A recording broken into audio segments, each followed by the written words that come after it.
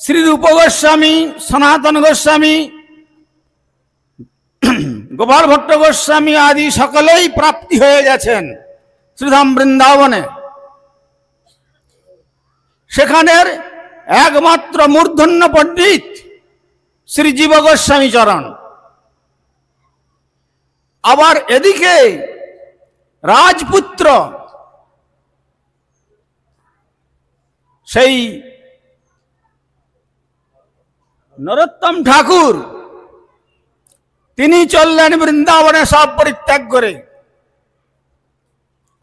কিন্তু গুরুর অন্বেষণ করছেন, তো জানতে পারলেন ব্রজবাসীদের কাছে লোকনাথ গোস্বামী তিনি একজন বিশেষ মহাত্মা, সিদ্ধ মহাত্মা। এই কথা শুনে তার চরণে গিয়ে দণ্ডবত প্রণাম করে গলবস্ত্র কৃতাঞ্জলি হয়ে নরোত্তম ঠাকুর দাঁড়িয়ে আছেন। তখন লোকনাথ গোস্বামী বললেন, কি বাবা, তুমি কি বলতে যাচ্ছ? না, আমি অনেক বঙ্গভূমি থেকে এসেছি, তখন অবিভক্ত বঙ্গদেশ। আমি আপনার চরণাশ্রয় করে হরিভজন করব শ্রীধাম বৃন্দাবনে। তখন লোকনাথ গোস্বামী বললেন, দেখো, আমি কাউকে শিষ্য করি না, আমি নিজেই শিষ্য হওয়ার যোগ্য হলাম না, আর অপরকে কি শিষ্য করব? এ তো আমাদের গুরুবর্গের বিচারের মধ্যেই বিগত করলে আলোচিত হয়েছে। তখন নরোত্তম ঠাকুর বললেন, দেখুন, আপনি আমাকে স্বীকার করুন আর না করুন, আমি আপনাকে গুরু বলে মেনে নিয়েছি, আপনার আনুগত্যে আমি ভজন করব। সেবা তো সাক্ষাৎ গিয়ে করতে পারছেন না। লোকনাথ গোস্বামী যেখানে ছিলেন, যে গাছের তলায়, তার কাছাকাছি একটা খাটা মলত্যাগের স্থান ছিল।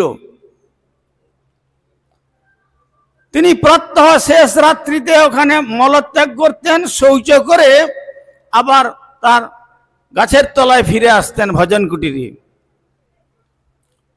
কিন্তু নরোত্তম ঠাকুর চিন্তা করলেন, আমাকে গুরু সেবা করতে হবে, যেভাবেই হোক। গুরু সেবা ছাড়া জীবনের এক কপর্দক মূল্য নেই।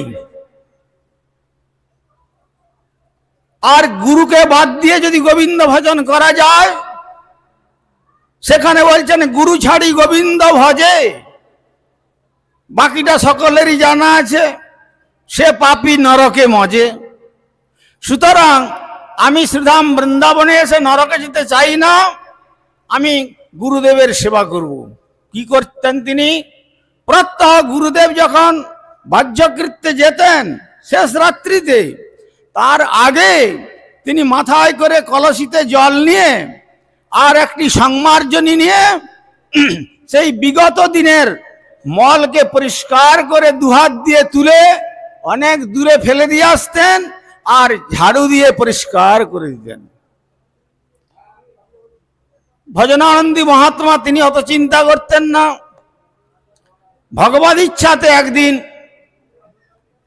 তার মনে জাগলো, আমার তো কোনো শিষ্য নাই, এত নোংরা স্থান কে পরিষ্কার করে? দেখি, একদিন দেখতে হবে। যে সময়তে যেতেন তার থেকে আরো 1-1.5 ঘন্টা আগে গিয়ে একটা গাছের আড়ালে তিনি দাঁড়িয়ে আছেন। আর এমন সময় দেখছেন ঠাকুর নরোত্তম ওই মাথায় জলের কলসি নিয়ে আর সংমার্জনীটিকে বুকে নিয়ে আসছেন, আর গুরুদেবের মহিমা কীর্তন করতে করতে কি বলছেন, যেন মনে হচ্ছে যে সেই মহিমা আমার গুরুপাদ পদ্মের শ্রীমুখ থেকে কীর্তিত হয়েছেন। আমার গুরুদেব দয়াময়, গুরুদেব দয়াময়, প্রাণের যাতনা জানাবো কি তোমা, হয়েছে জীবন যন্ত্রণাময়। জীবন যন্ত্রণাময়। ওহে গুরুদেব তব শ্রীচরণ সেবী যেন আমি জনম জনম। ওহে গুরুদেব তব শ্রীচরণ সেবী যেন আমি জনম জনম। এই আশীর্বাদ যাচি অভাজন তব পদে স্থান চায়। আমার গুরুদেব দয়াময়, গুরুদেব দয়াময়। এইভাবে গুরুদেবের মহিমা কীর্তন করতে করতে স্থানটি পরিষ্কার করছেন। অমনি গাছের আড়াল থেকে জলদ গম্ভীর স্বরে ভেসে আসলো, কে আমার এই অপবিত্র স্থান পরিষ্কার করে? কে তুমি? তখন নরোত্তম ঠাকুর মনে করলেন সর্বনাশ, আজ মনে হয় উনার কোপে আমি ভস্মীভূত হয়ে যাব। তখন বলছেন আমার রক্ষাকর্তা কে আছে?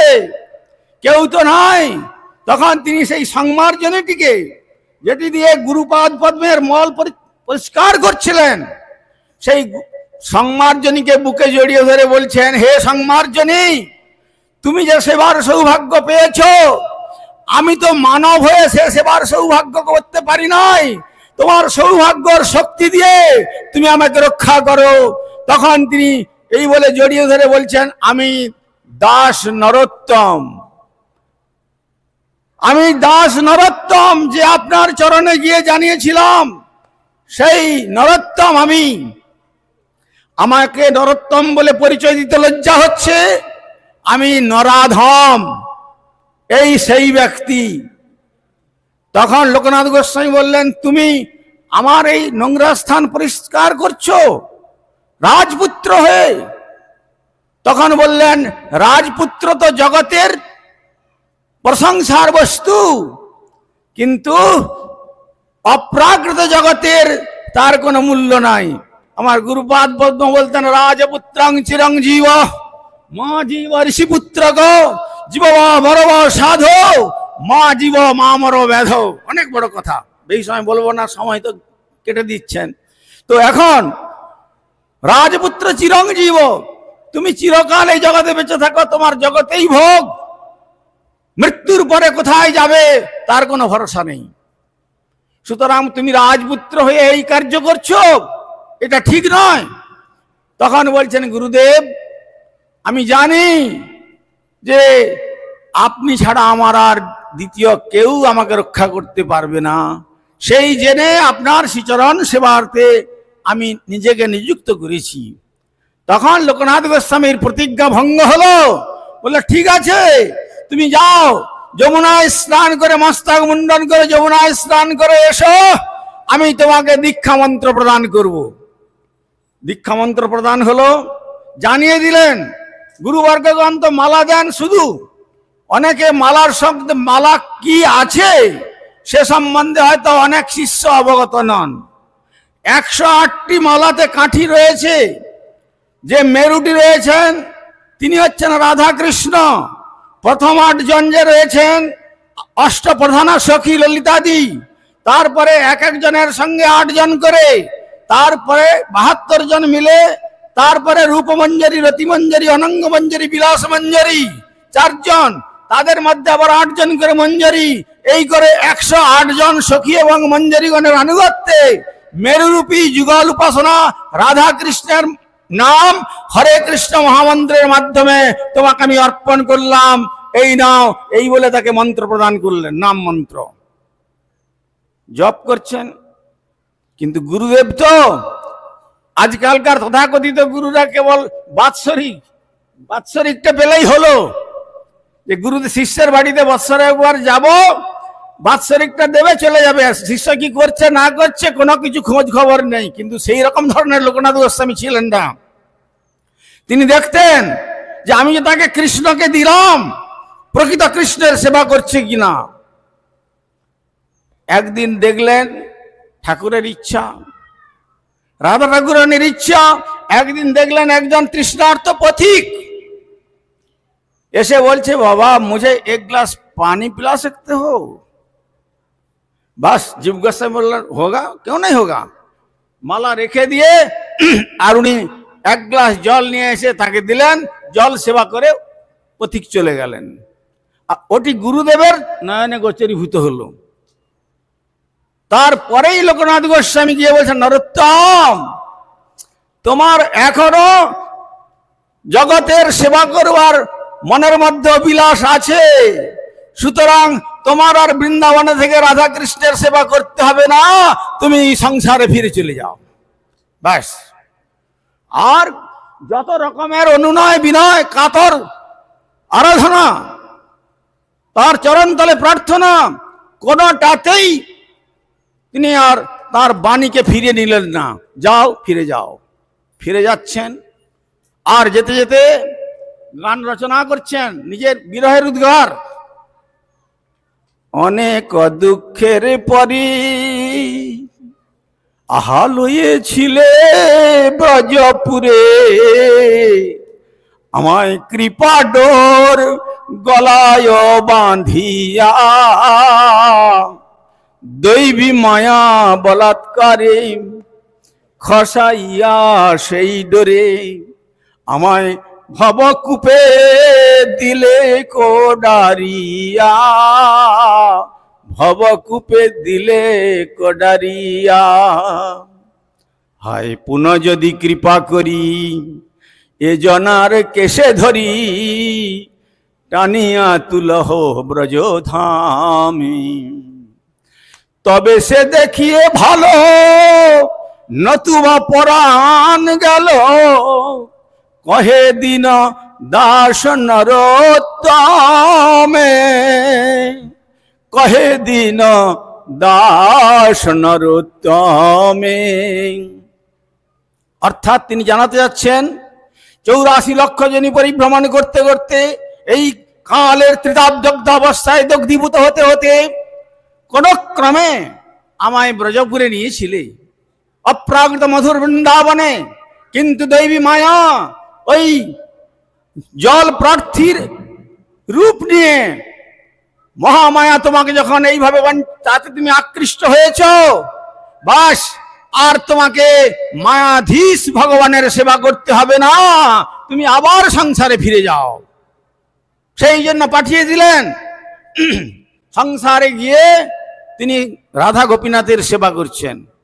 বেশ কিছুদিন অতিক্রান্ত হলো। শ্রীরাম তখন জীব গোস্বামী চরণ একমাত্র বিদগ্ধ পণ্ডিত বৃন্দাবনে, তিনি তখন 3 জন মহাত্মাকে বললেন, দেখো তো নরোত্তম কি বিষয়ী হয়ে গেল না হরিভজন করছে, একটু পরীক্ষা নিয়ে এসো। 3 জন ব্যক্তিকে পাঠিয়ে দিলেন। কবে? দ্বাদশীর দিন ঠিক যখন তিনি মঙ্গল আরতি করে পারস রন্ধন করে ভগবানকে নিবেদন করতে যাবেন, একটি পা রয়েছে গর্ভমন্দিরে, একটি পা রয়েছে বাইরে, হাতে ভগবানের ভোগের পারস। অমনি পিছন থেকে 3 জন বলে বসলেন, নরোত্তম তোমার এই মন্দিরে কি কোনো বৈষ্ণব সেবার ব্যবস্থা আছে? যেই এই কথা বলে বসলেন, পিছন ফিরে তাকিয়ে দেখলেন যে হাঁটুর উপরে শুভ্র বসন, দ্বাদশ সঙ্গে রাধাকুণ্ডের তিলক, কালো তিলক, আর মস্তক মুন্ডিত, মস্তকের মধ্যে বেশ বড় একগুচ্ছ কেশ, আর হাতে হরিনামের মালা জপ করছেন। এরা তো সেই আমার ব্রজবাসী, কি করব? তখন বললেন, হ্যাঁ হবে, বৈষ্ণব সেবার ব্যবস্থা আছে, আপনারা একটু অপেক্ষা করুন, আমি রাধা গোপীনাথকে ভোগটা দিয়ে দিই, পরীক্ষা দেখুন। তখন বলছেন, আমাদের হাতে অত সময় নেই, আমরা গেলাম নরোত্তম। তখন নরোত্তম ঠাকুর বলছেন, ঠাকুর আমি তো খুব বিপদাপন্ন, কিং কর্তব্য বিমূঢ় হয়ে পড়লেন, যদি তোমার সেবা করি তাহলে তোমার ভক্ত বিমুখ হয়ে চলে যাবে, যদি গৃহস্থ বাড়ি থেকে কোনো মহাত্মা বিমুখ হয়ে চলে যায়, আয়ুশ্রিয়ং যশো ধর্ম লোকানামাশিষ হয়ে বচ হন্তি সর্বাংশ সেজানি মহদতিক্রম। আয়ুশ্রী যশ ধর্ম এবং পূর্বপুরুষগণের আশীর্বাদ সব ওই স্থান, ওই বাস্তু থেকে চলে যায়, ধর্মও চলে যায়, থাকে কি তাহলে সে মরুভূমির মতো হয়ে যায়। সুতরাং ঠাকুর আমি কি করব? তোমাকে যদি ভোগ দিই তাহলে অতিথি চলে যাবেন, আবার অতিথিকে যদি দিয়ে দিই তাহলে তোমার ভোগ হবে না। এই বলে গোপীনাথকে বললেন, ঠিক আছে তুমি একটু অপেক্ষা করো, আমি এই পারস নিয়ে তাদের দিই। এই বলে বলেন, না না দেরি হবে না, এক্ষুনি দিচ্ছি বলে আসলেন। সেই পারস নিয়ে এসে 3 জন বৈষ্ণবের সেবা করালেন। পাদ্যার্ঘ্য আচমনিয়া দিয়ে যখন সেবা করালেন, সেবা করানোর পর অতিথিগণ বললেন, নরোত্তম, আমরা এসেছিলাম জীব গোস্বামী চরণের নির্দেশে তোমাকে পরীক্ষা নেওয়ার জন্য। তুমি পরীক্ষায় উত্তীর্ণ হয়েছ, তোমার জন্য গৌর গোবিন্দের সেই গোলক বৃন্দাবন ধাম আর অনতি বিলম্বে তুমি লাভ করবে, সে বিষয়ে কোনো সংশয় নাই। এই সংবাদ গিয়ে আমরা সব জীব গোস্বামীর চরণ নিবেদন করব। বিশ্রামে চলে গেলেন। আর এদিকে নরোত্তম ঠাকুর কি করলেন? গোপীনাথের কাছে এসে কাঁদতে কাঁদতে হাত জোড়ো করে বললেন, ঠাকুর তোমার ভোগের রন্ধন বস্তু তোমার ভক্তের সেবায় লেগে গেল, তোমাকে তো দিতে পারলাম না, আমার অপরাধ ক্ষমা করো, আমি পুনরায় রন্ধন করে আবার তোমাকে ভোগ দিচ্ছি। তখন ওই গোপীনাথ প্রকটিত হয়ে বলছেন, নরোত্তম তুমি কি জানো না, আমি ব্রহ্মাকে বলেছিলাম চর্বচস্য লজ্জাদি সর্বং দৃষ্টৈব স্বীকৃতং ময়া মদ্ভক্তানাম জিহ্বাগ্রে অহং অস্নামি পদ্মজ।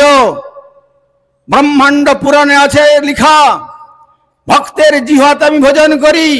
সুতরাং অপ্রাকৃত ব্রজবাসী 3 জনকে তুমি যে ভোজন করিয়েছ, তাদের জিহ্বা মন্দিরে বসে বসে আমি ভোজন করে আকণ্ঠ আমি তৃপ্ত হয়ে গেছি, আর আমার জন্য পৃথক করে তোমাকে রন্ধন করে ভোজন করাতে হবে না। মদ্ভক্তানাম জিহ্বাগ্রে অহং অস্নামি পদ্মজ। পরিষ্কার ব্রহ্মাকে তিনি বলেছিলেন, আমার শুদ্ধ ভক্তের সেবার দ্বারা আমার গতকাল আমাদের বাবাজি মহারাজ বলেছিলেন যে 2 কিন্তু 1। মুখটি হচ্ছে ভগবানের আর উদরটি হচ্ছে ভক্ত। আবার কখনো উদরে হয় ভগবান আর মুখটি হন ভক্ত। এই যে ভাব, এ বোঝাটা বড় কঠিন। তাই প্রভু কহে, এমন বৈষ্ণব সেবা আর করো নাম সংকীর্তন, 2 করো শীঘ্র পাবে শ্রী গোবিন্দ চরণ।